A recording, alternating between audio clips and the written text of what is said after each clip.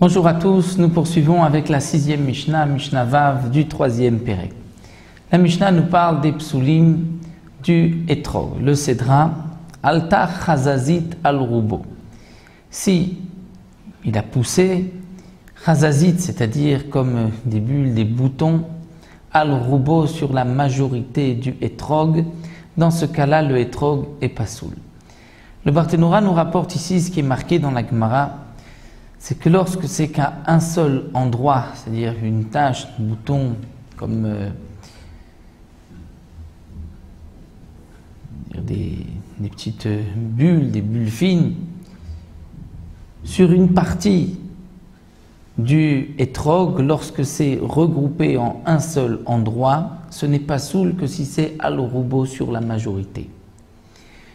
Lorsque c'est sur 2-3 endroits, même si ce n'est que sur une minorité, c'est pas soul. Et sur le pitom, c'est-à-dire sur la partie du haut du Etrog, même s'il n'y a qu'un seul petit bouton, c'est pas soul, étant donné que là-bas, il est plus vu, plus aperçu, étant donné que c'est la partie haute du Etrog. C'est-à-dire que lorsque le Etrog se termine, à partir de l'endroit où l'Etrog va se retrécir pour terminer sur le pitom, ce petit pitom qu'il y a au-dessus du Etrog. Donc à partir de l'endroit où le Etrog se retrécit, c'est ce qu'on appelle le haut pitmato. Donc même s'il y a une seule chazazit, un seul bouton, c'est pas soul. Et comme il est rapporté dans le Shulchan Aruch, le din est le même pour les points noirs ou les points blancs. Lorsqu'il y a 3 points noirs ou blancs sur l'ensemble du Etrog, le Etrog est pas soul. Et sur la partie du haut, le rotam, à ce moment-là, même un seul point noir, c'est pas soul. Et un point noir, c'est donc un point qui fait partie du Etrog, qui ne peut pas s'enlever en frottant un petit peu le Etrog. Et donc s'il est noir ou blanc, le Etrog est pas soul. Donc même lorsqu'il n'y en a pas sur le haut, mais sur le reste du Etrog, si c'est à 3 endroits différents, c'est pas soul. Et c'est lorsque le point noir, bien sûr, est visible à l'œil nu, sans avoir besoin de loupe.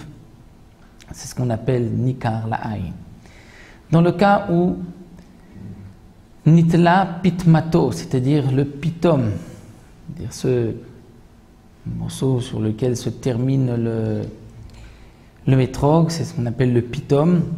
Ce n'est pas la partie qui était rattachée à l'arbre, ça c'est le hoketz comme nous le verrons, c'est cette partie, donc la queue c'est détaché, c'est kasher, mais si le pitom en haut est tombé, c'est pas soul.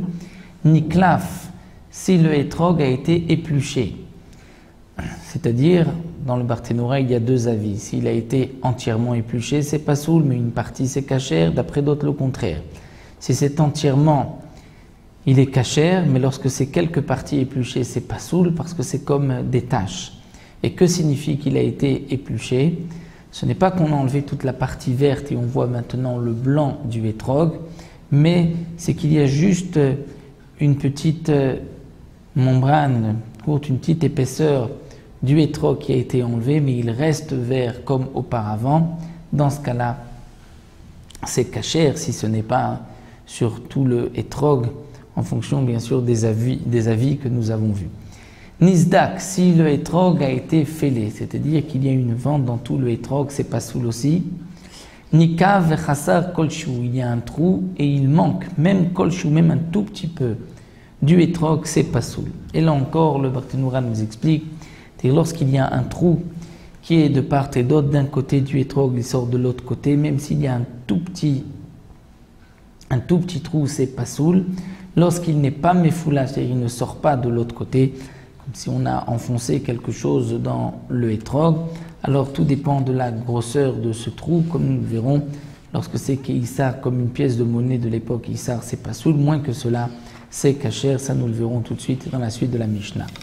Et donc la Mishnah vient maintenant nous donner le contraire, donc les premiers cas c'est pas soul, jusque-là ce que nous avons vu c'est pas soul, mais lorsque le alta chazazit al miuto, si c'est les boutons sur une minorité du Etrog, ou bien Nital Uktso, ce n'est pas le pitom d'en haut, mais la queue d'en bas partie avec laquelle le hétrog est rattaché à l'arbre, là c'est kasher, nika velo chaser kol shiu, s'il y a un trou, il ne manque rien, c'est kasher. Un autre dit hétrog akushi, le hétrog qui est kushi, c'est-à-dire qui est noir, il est pasoul.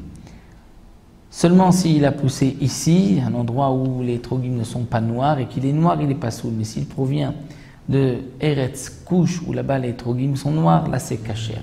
Hayarok kekarti, si le hétrog est vert comme le poireau, Rabbi Meir Marchir dit que c'est kasher, mais Rabbi Yehuda possède, Rabbi Yehuda dit que c'est pasoul. Pourquoi? Puisque ce n'est plus la couleur du hétrog, et donc la halacha est comme Rabbi Yehuda, lorsqu'il est trop vert, comme le karti, comme le poireau, comme les feuilles, là c'est pasoul, parce que le fruit n'est pas considéré comme terminé, comme nous explique la Gemara. Donc voici pour les dynimes du hétrog, et nous verrons dans la Mishnah Zayin le shiur du hétrog. Quelle est la grosseur du hétrog?